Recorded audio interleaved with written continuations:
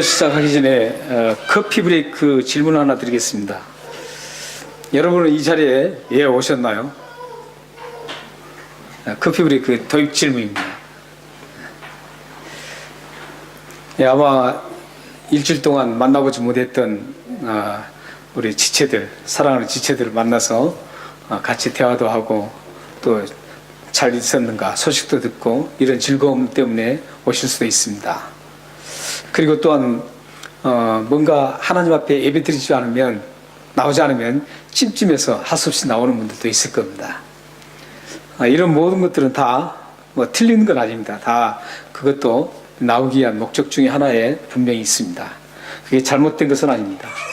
그러나 우리가 가장 중요한 것은 이 자리에 오신 이유는 하나님을 예배하기 위해서입니다. 이게 가장 큰 목적이고 우리의 모인 가장 큰 이유입니다. 우리들이 예배드리는 이유가 있죠.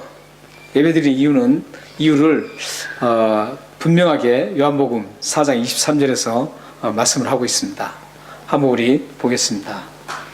한번 읽겠습니다. 시작. 아버지께 참되게 예배하는 자들은 영과 진리로 예배할 때가 오나니 곧 이때라. 아버지께서는 자기에게 이렇게 예배하는 자들을 찾으시니라.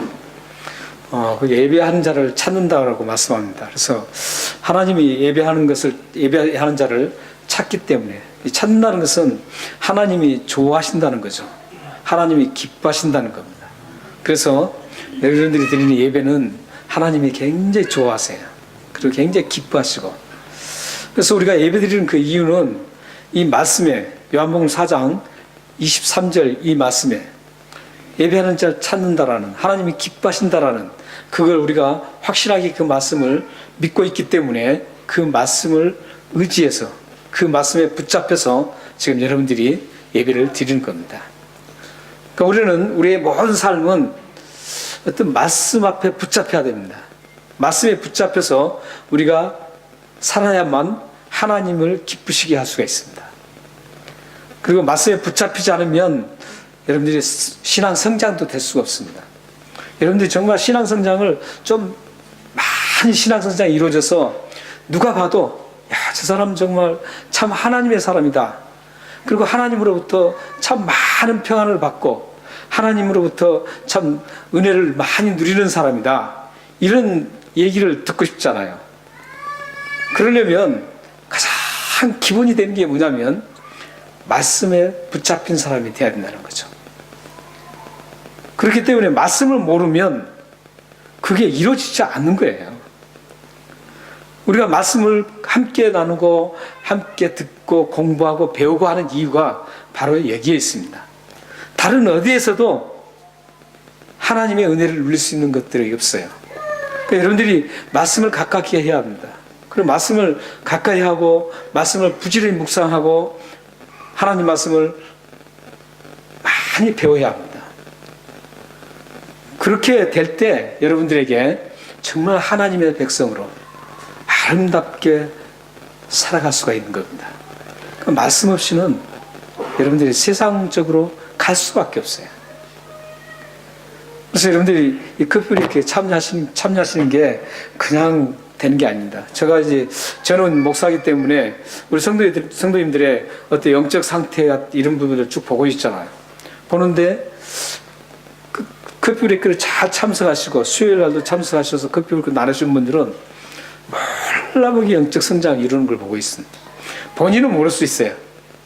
본인은 모를 수 있는데 제가 보면 성경에 아는 지식뿐만 아니라 그 성경을 실질적으로 구속사적으로 하나님이 원하시는 그 생각을 그대로 가지고 달라질 모습을 많이 볼 수가 있습니다. 여러분들이 꼭 말씀을 배울 기회에 꼭 배우시기 바랍니다. 항상 배울 기회가 있는 건 아닙니다. 여러분들이 만약에 아프다든지 어떻게 될 때는 배우고 싶어도 배우지 못합니다. 그래서 여러분들이 꾸준히 하나님 말씀을 사랑하고 하나님께서 우리에게 주시는 그 음성은 이 말씀으로부터 들리기 때문에 어떤 분들은 하나님 기도하니까 음성이 들렸다. 그건 다 가짜입니다. 절대 거기 속지 마십시오. 그건 가짜입니다. 그렇기 때문에 여러분들은 하나님 말씀을 듣는 유일한 방법은 성경입니다. 성경 외에는 없습니다. 그래서 여러분들이 이 말씀을 부지런히 읽고 배우시기를 바랍니다. 제 아브라함이 말이죠. 아브라함은 근데 당시에 이 성문화된 말씀이 없었어요. 이 구속의 계시가 완성이 안 됐기 때문에 이 문서적으로 하나님의 뜻을 전달받을 길은 유일하게 하나님께서 직접 전달하는 방법이었습니다. 그게 구약 방식입니다. 그래서 아브라함이 들었던 그 말씀은 지금 우리가 이 성경 말씀을 통해서 듣는 겁니다. 그래서 이 아브라함이 하나님 말씀을 잘 듣고 그 말씀을 순종하는 모습을 우리가 지금 보고 왔죠. 지난주에도 우리가 아브라함에 대해서 우리가 함께 보고 왔습니다. 이처럼 말씀에 잘 듣고 그 말씀을 흘려버리지 않고 잘 담아둔 분들은 순종의 사람이 될 수 있습니다. 오늘 말씀 한번 보십시오. 말씀을 보면 아브라함이 얼마나 철저하게 하나님의 말씀에 붙잡혀 사는지를 우리가 확인해 볼 수 있습니다. 하나님께서 아브라함에게 가라 그러면 어디로 갈지 갈 바도 알지 모르고 무조건 따라 나섭니다. 이게 하나님의 말씀을 가지고 있는 사람들의 특징이에요. 뿐만 아니라 아브라함은 한 인간으로서 도저히 순복하고 순종할 수 없는 그 행위를 하고 있습니다. 바로 눈에 넣어도 아프지 않을 100세에 낳았던 그 아들 이삭을 누구도 생각하지 못하는 그 방법으로 이삭을 바치라고 말씀합니다. 차라리 이삭을 하나님께서 이렇게 명령하셨다면 전 어느 정도 괜찮았을 거예요. 아브라함이 이삭에게 야 사무엘처럼 하나님을 성전에서 섬기는 자로 잘 평생 동안 너 헌신하도록 만들어라. 아니면 삼손처럼 하나님의 나시린으로 부름받아서 하나님을 위해서 평생 살도록 만들어라. 이랬다면 문제가 별로 안 돼요. 그런데 아브라함에게 지금 명령한 것은 이삭을 죽여서 칼로 조각을 내서 그것도 불에 태워서 하나님 앞에 드리라는 거예요. 얼마나 이게 처참한 일이에요. 그냥 죽이라는 것도 아니고 말이에요. 죽여서 말이죠. 불에 태워서 하나님 앞에 바치라는 겁니다. 이 소식을 들은 아브라함 어떻겠어요? 그 심정은 정말 우리가 헤아릴 수 없겠죠. 이거는 인간으로서 도저히 할 수 없는 그런 명령이었습니다. 그럼에도 불구하고 아브라함이 이상하게 순종을 합니다. 단 한마디 대꾸도 하지 않고 그대로 순종해요. 왜 그랬을까요? 그의 마음에 하나님의 말씀이 자리 잡고 있기 때문입니다.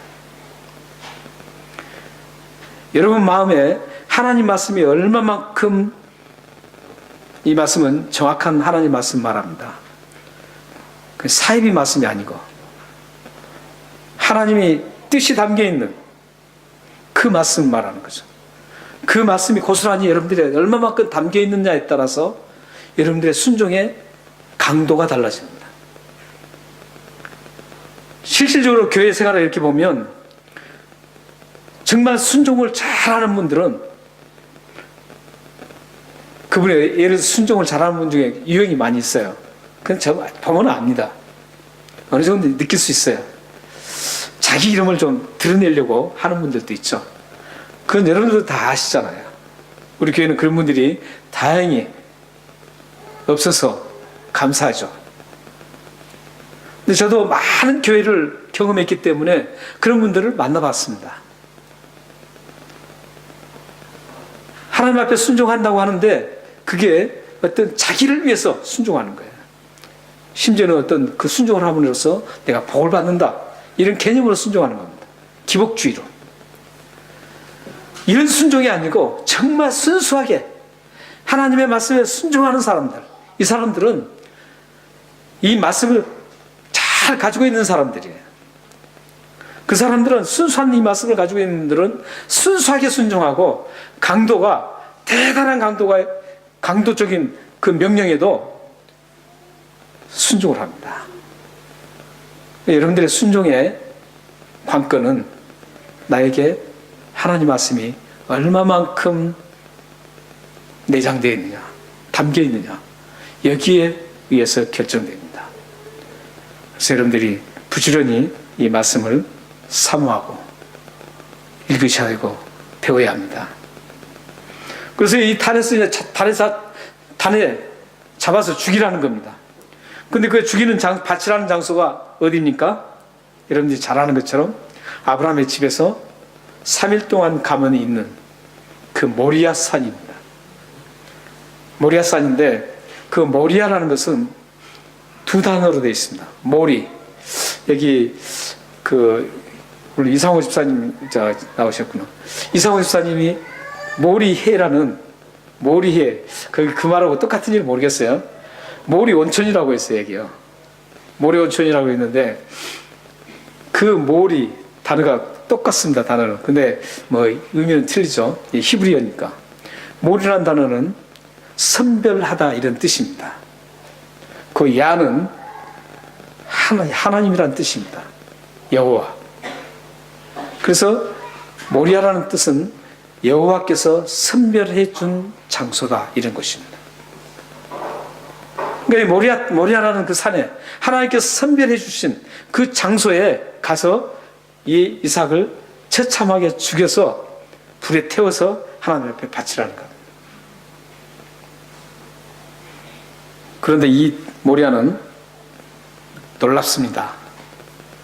역대하 3장 1절에서 2절 보면은, 먼 훗날 하나님이 선별한 이 장소에 솔로몬에 의해 예루살렘 성전이 세워집니다. 예, 저 띄워져 있죠. 분명하게 지적을 하겠습니다. 사실 저 모리아가 아닙니다. 히브리어는 모리야예요. 예. 저기에서 산에 여호와의 전을 건축했습니다. 솔로몬 성전이 이 이삭을 바치라고 했던 그 모리아, 그곳에 예루살렘 큰 성전이 세워지게 된 겁니다. 이 모래산 상에서 한번 생각해 보면 참, 한번 영화의 장면처럼 한번 생각해 보세요. 지금 아브라함의 집에서 3일 동안, 뭐 당장 앞에 가서 바치는 것도 아니고 3일 동안 가라는 거예요. 그 모리아까지 3일 동안 가는데, 그 가는 도중에 아무것도 모르고, 자기가 지금 죽을 줄도 모르고 따라오는 그 아들, 그때 당시에 약 16세 정도 되었다고 합니다. 왜냐하면 다음에 그 어깨에 이제 도착해서, 모리아산에 도착해서 종은 놔두고 자기가 가져왔던 그 장작, 뗄 나무, 번제단에 그 태울 나무를 그 아들에게 지우죠. 지워서 갑니다. 그리고 번제할 어린 양이 어디 있습니까? 그렇게 질문할 만큼 판단력이 있을 나이에 한 16세 정도 됐습니다. 그리고 아브라함의 이 행적을 보면 약 16세에서 17세 정도 그때 되었다고 합니다. 근데 그 아들이 말이죠, 지금 죽는지도 모르고, 지금 아버지가 모리아산에서 하나님 앞에 번제를 드린다 그러니까 불에 태워서 뭔가 잡아서 드릴 것 같은데 번제할 어린 양을 가지고 왔지 않는 거예요. 그러니까 뭐라 그러니까, 번제할 어린 양이 어디 있습니까? 질문합니다. 얼마나 그 3일 동안 가면서 그 따라오는 그 아들 이삭을 보면서 그 마음이 어떻겠어요? 어땠을까요? 아브라함의 마음이 정말 찢어질 대로 다 찢어졌을 거예요. 탈 대로 다 새까맣게 다 탔을 겁니다, 마음이. 그 3일 동안 얼마나 괴롭고 힘들었겠습니까? 저 아들을 잡아 죽여야 되는데 불에다가 태워서 죽여야 되는데 얼마나 마음이 아팠겠어요. 100세에 낳은 아들, 그 아들을 따라오는 걸 보면서 얼마나 정말 괴로웠겠습니까? 차라리 자기가 죽었으면 좋겠다라고 그런 생각을 했을 겁니다. 차라리 자기 전 재산을 바치라고 한다면 더 나았을 거라고 생각했을 겁니다. 이러한 그 두 사람의 그 3일 동안의 여정, 이 여정을, 이 슬픈 얘기를 AD 185년에서 254년에 살았던 오리겐이라는 초대 교부였던 오리겐이라는 분이 이렇게 고백하고 있습니다. 진정 구원받은 성도는 누구나 이 이삭의 희생제사 기사를 눈물 없이 읽을 수 없다.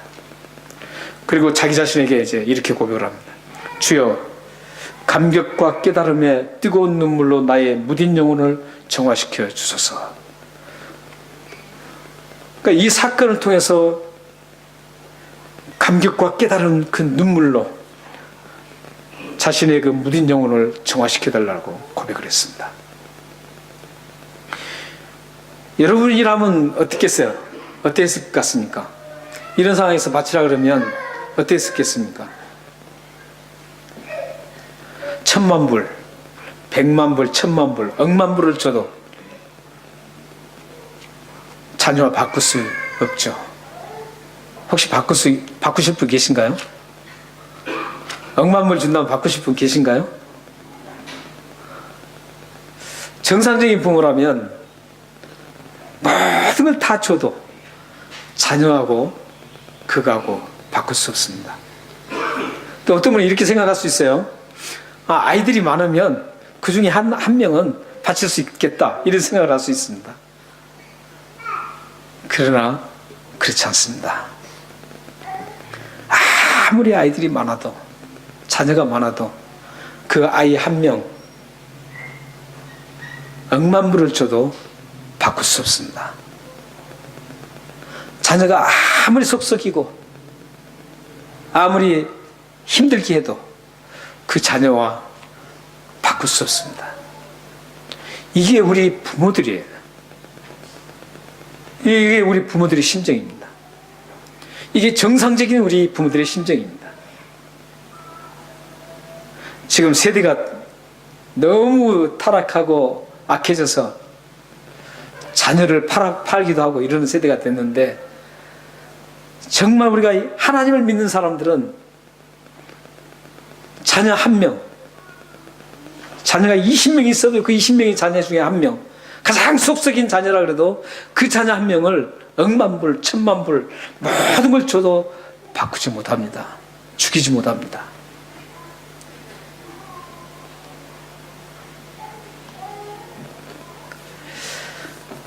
하지만 누구도 할 수 없는 그 일을 아브라함은 순종하고 따릅니다.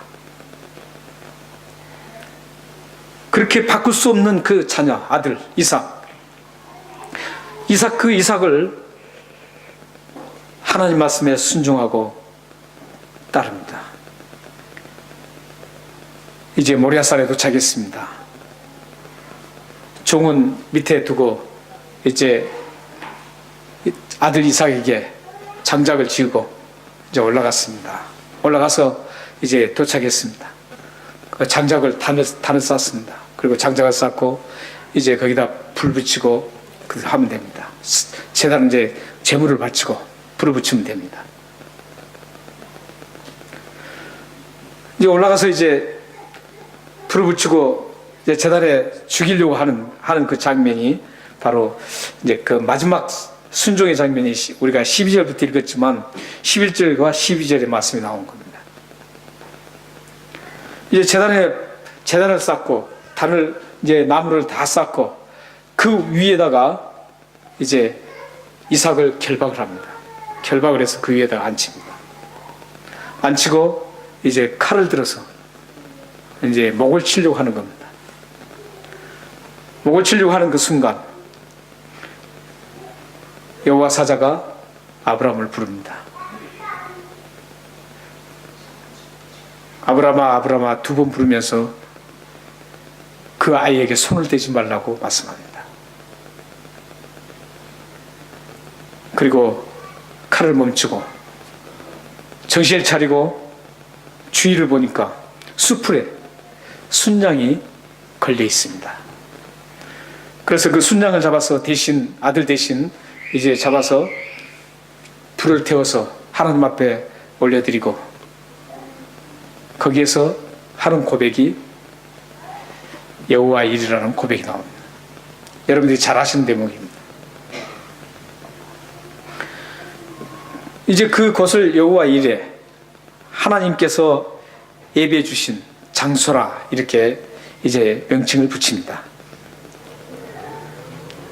여러분들에게도 늘 여호와 이레가 임하시길 기도합니다. 여러분 가정에 여호와 이레가 늘 경험되기를 소망합니다.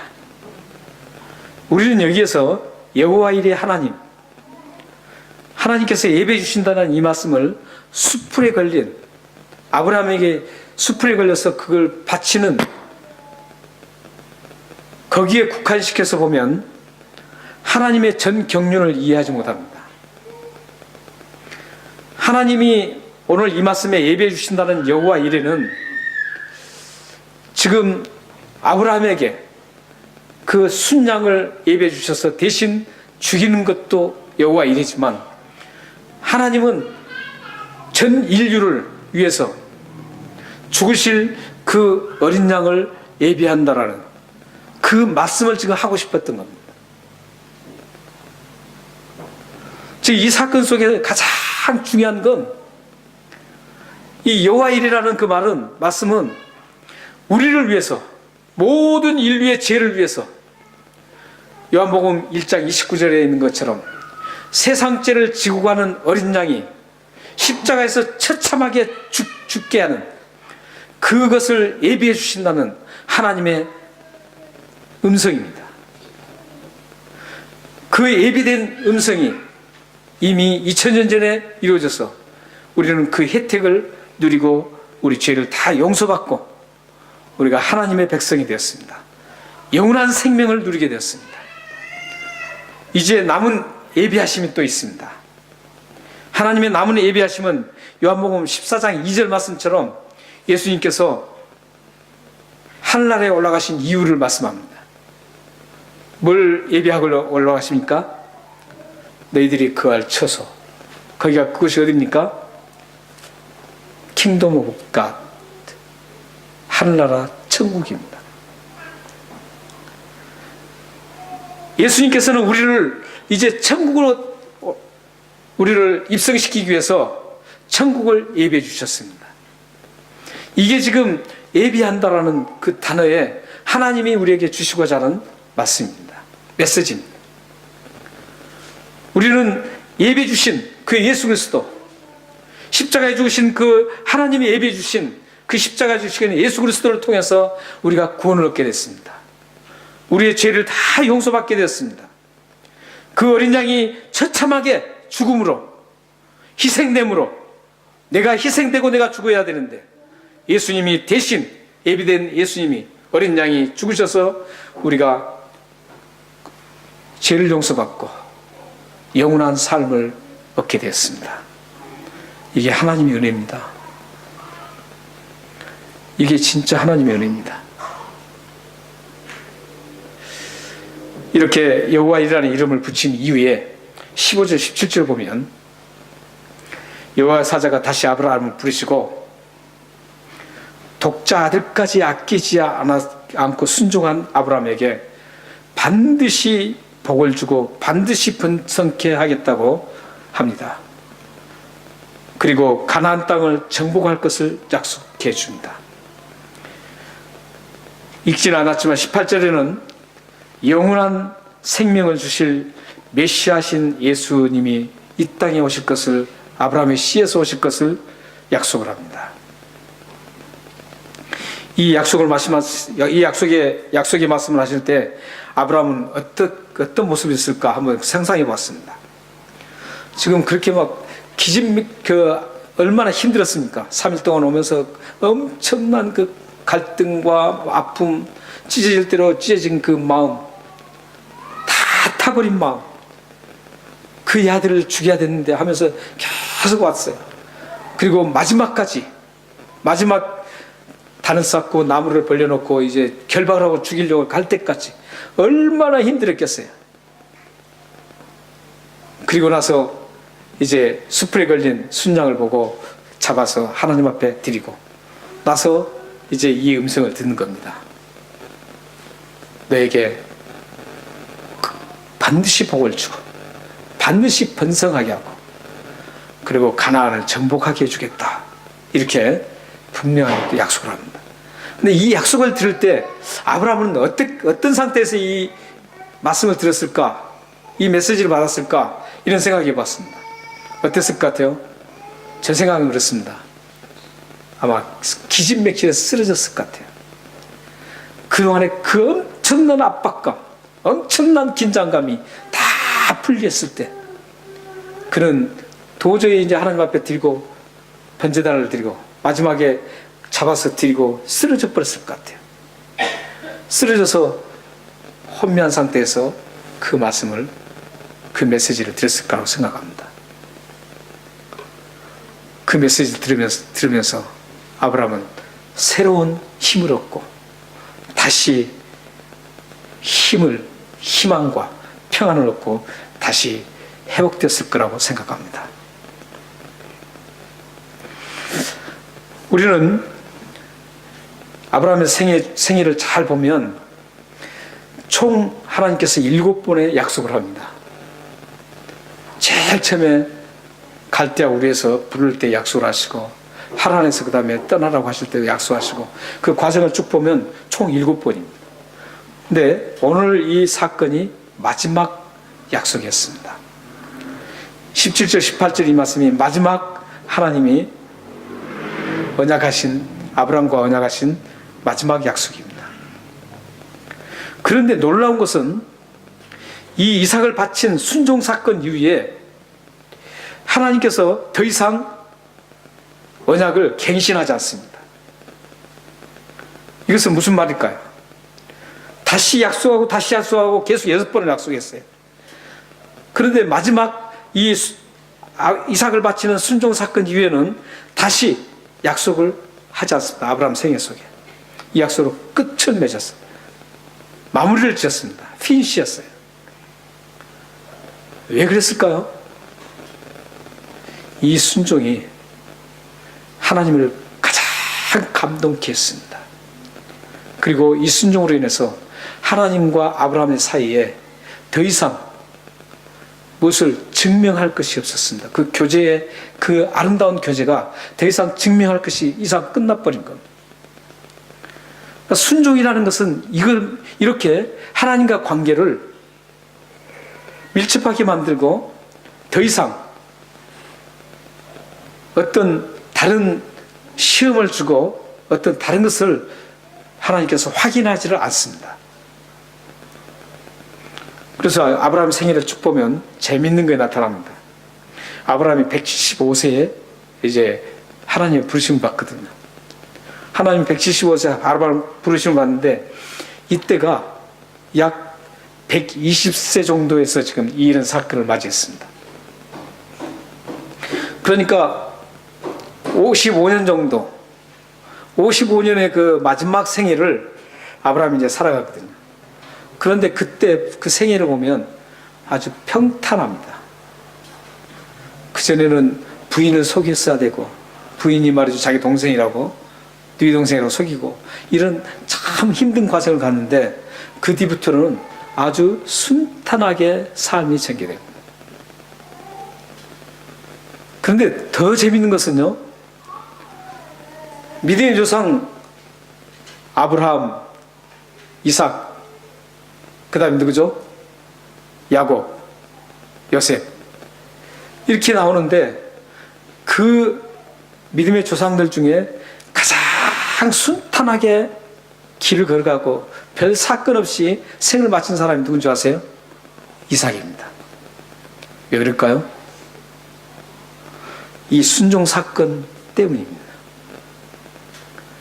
그렇기 때문에 이 순종 사건, 이삭을 바치는 그 순종 사건을 통해서 하나님은 아브라함의 생애를 평탄하고 복을 주실 뿐만 아니라 이삭의 그 자녀에게까지도 평탄한 삶을 이어갈 수 있도록 해주셨다는 것.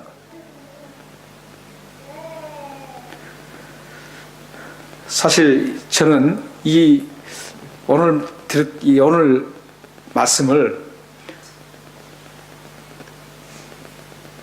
붙잡힌 경험이 있습니다.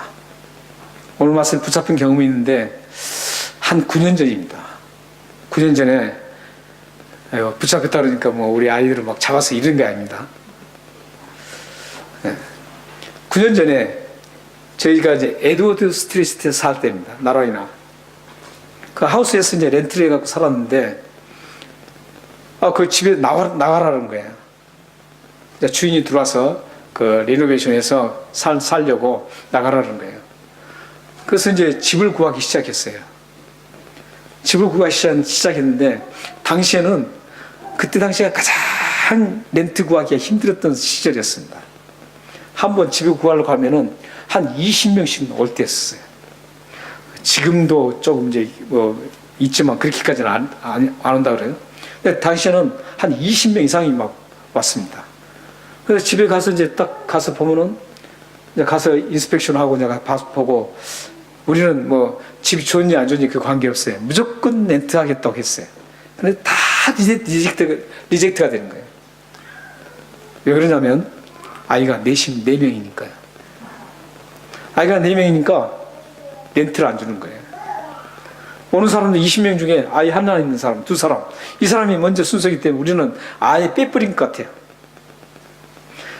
그래서 이제 굉장히 고민이 되는 거예요. 이제 점점 우리가 나와야 될 시기는 가까워하고 굉장히 고민이 되더라고요. 그런데 몇 분 집사님이 이제 그런 고민을 말씀드렸더니, 목사님, 왜 고민하냐고. 아이 1명, 2명 있다고 이렇게 쓰고 살면 되지. 이러더라고요. 그 소리 들으니까 갈등이 생기는 거예요. 갈등이 생겨요. 쉽게 구해주면 안 그럴 텐데 구할 수가 없는 거예요. 그래서 이제 나와야 될 시기는 다가오고, 그래서 이제 굉장히 막 갈등이 생겨서 제가 이 자리에 와서 하나님 앞에 혼자 저녁 때 기도를 했습니다.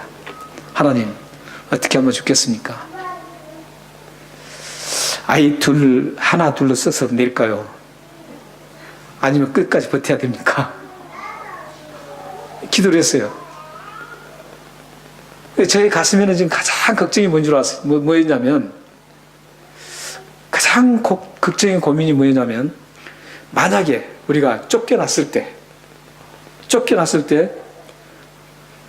목사님 보라고, 1명, 2명 해가지고 살지, 뭐 그렇게 고집부리냐고. 하나님이 그거 책임주냐고. 이 말을 할까 봐서 너무너무 힘든 거예요. 다른 건 괜찮아요. 그냥 저는 뭐 밖에 나가서 잘 수도 있는 사람이거든요. 그런 건 관계가 없어요. 근데 보세요. 1-2명 해가지고 너라 그럴 때 넣지. 왜 쫓겨났냐고. 이 말을 듣는 게 가장 걱정이 됐어요. 괴롭고. 그래서 여기서 하나님, 제가 이게 가장 괴로운데 어떻게 할 겁니까? 하고 기도를 했어요. 그때 기도할 때 하나님께서 저에게 주신 말씀이 바로 창세기 22장이었습니다. 그러면서 어떤 영감이 오냐면, 끝까지. 예를 들어서 하나님께서 아브라함 집에서 이삭을 바치라 그랬을 때, 네 알겠습니다 그랬단 말이죠. 그리고 아침 일찍 떠났거든요. 그럼 일찍 떠나라 그럴 때 얼마나 확실해요. 그럼 하나님께서 그래 너 됐어 통과했어 너 그럴 때 내 그냥 가지 말고 앉아있어 할 수도 있잖아요. 근데 3일 가는 동안도 하나님은 잘 말씀 안 하세요. 하루라도 갔을 때 또 말씀하면 또 돌아가면 좋잖아요. 그러면 아브라함이 얼마나 걱정이 또 덜했겠어요.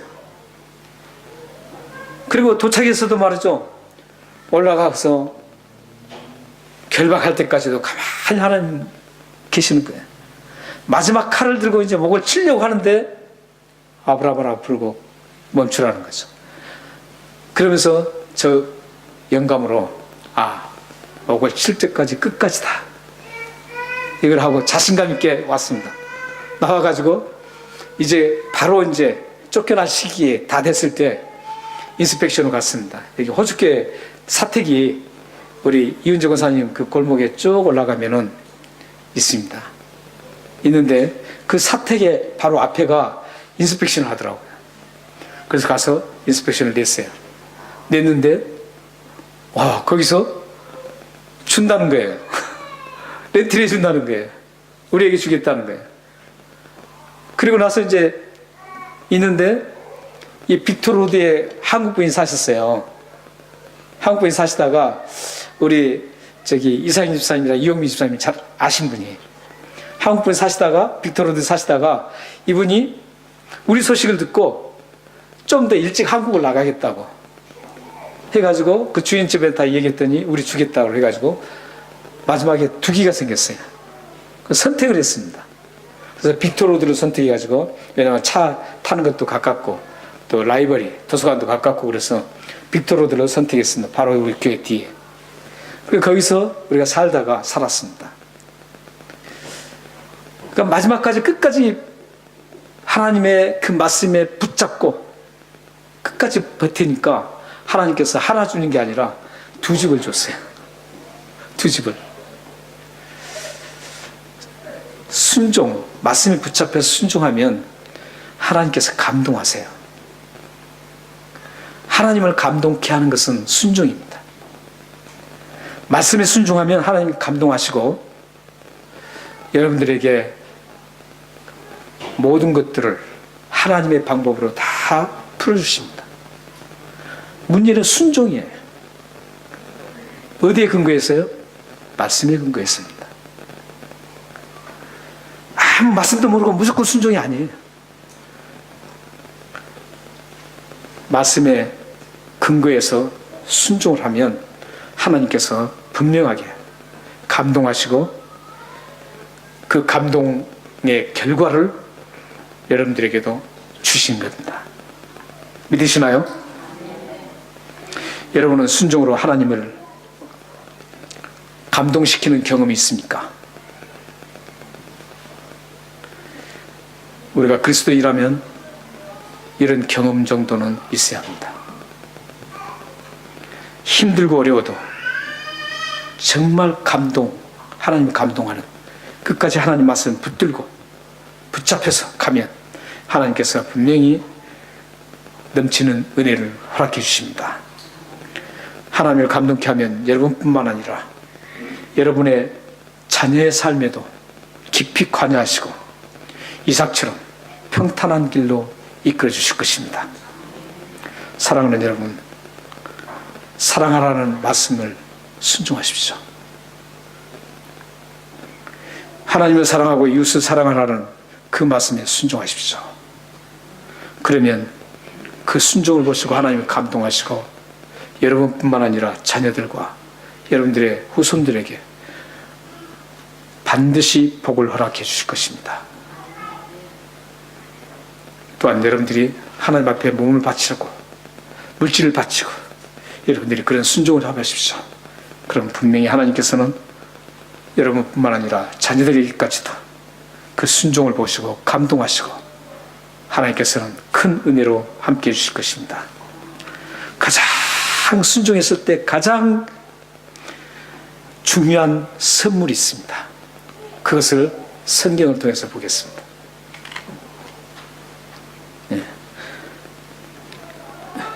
베드로전서 1장 22절입니다. 다 같이 한번 읽겠습니다.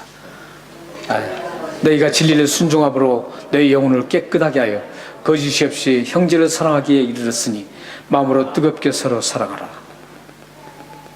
뭡니까? 하나님 말씀 순종하면 어떻게 되죠? 영혼이 어떻게 되죠? 깨끗하게 돼요. 여러분들 영혼을 맑게 한다는 거 어떻게 맑게 해요? 방법이 분명히 제시되고 있습니다. 여러분의 영혼을 깨끗하게 날마다 닦고 깨끗한 영혼을 하나님은 좋아하세요. 예수님께서 그릇 비유를 하셔요. 사도 바울이죠. 사도 바울이 그릇 비유를 하는데 깨끗한 그릇을 쓴다는 거예요. 그게 금그릇이든지 은그릇이든지 그 관계없어요. 질그릇이든지 관계가 없어요. 하나님이 쓰시는 것은 깨끗한 거예요. 여러분들도 마찬가지잖아요. 여러분들도 음식을 먹는데 아주 못 쓴 것들이 묻어 있다면 그거 가지고 여러분들이 물을 떠 마시겠어요? 여러분 거기다 밥을 담아서 먹겠습니까? 안 먹잖아요. 사용 안 해요. 그와 같이 여러분들이 영혼이 깨끗하면 하나님께서는 여러분을 사용하시고 여러분의 자녀들을 깨끗하게 사용하신다는 거죠. 그렇게 깨끗하게 사용될 때 어떻게 돼요? 영혼이 깨끗해지면 거짓 없이 형제를 사랑하게 된다는 거죠. 가식 없이. 그러니까 정말 영혼이 깨끗한 사람은 가식이 없어요. 사랑하는 것도. 뭘 하는 것도 가식이 없어요. 그래서 여러분들이 이 깨끗하게, 영혼을 깨끗한 방법이 뭐라고요? 하나님 말씀에 순종입니다. 사랑하는 여러분, 이 말씀을 순종해서 여러분의 영혼이 깨끗해져서 하나님이 이 세상에 하나님을 드러내는데 크게 사용되고 지고 여러분들의 후손도 하나님 앞에 아름답게 자녀들이 사용되는 그런 놀라운 축복을 받으시는 은혜가 있기를 주님으로 축원합니다. 기도하겠습니다.